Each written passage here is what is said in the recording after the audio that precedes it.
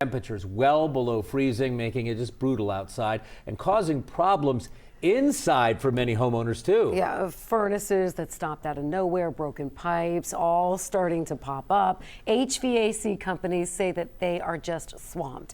WLWT News 5's Sean McKinnon joining us with some advice I think we all could use these days. Hi, Sean.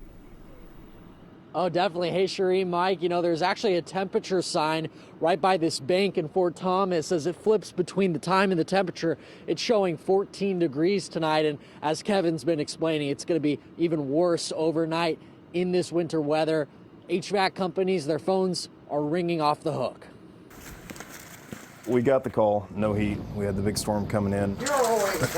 Wayne Hudson, owner of Hudson Heating and Air, says he's the one to meet customers in person the first time they need help. It just kind of came out of nowhere. I came home and the house was at 61 degrees. So when emergencies happening while it's freezing outside, trust is there when families are in a panic. It's terrifying because that's my mama.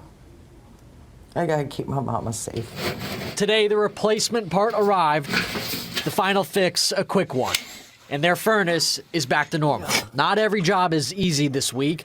The winter snowstorm created heating problems for thousands. Our business is completely swamped right now. My guys are going to work until they literally can't move, and they tell me to push them over till tomorrow.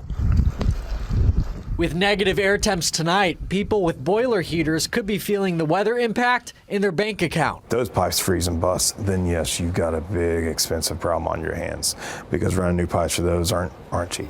The winter storm, nearly a foot of snow, slowing everyone down, including his Lexington branch. I've got 2 employees down in Kentucky. They're actually stuck in the ice right now still. Hudson says check your filter, make sure snow, ice, and trash cans aren't blocking the flue pipes outside your house, and be certain basement drains aren't dry. I've never not been able to get a hold of him. He always answers the phone. And if he doesn't, he calls me back within 5 minutes every single time.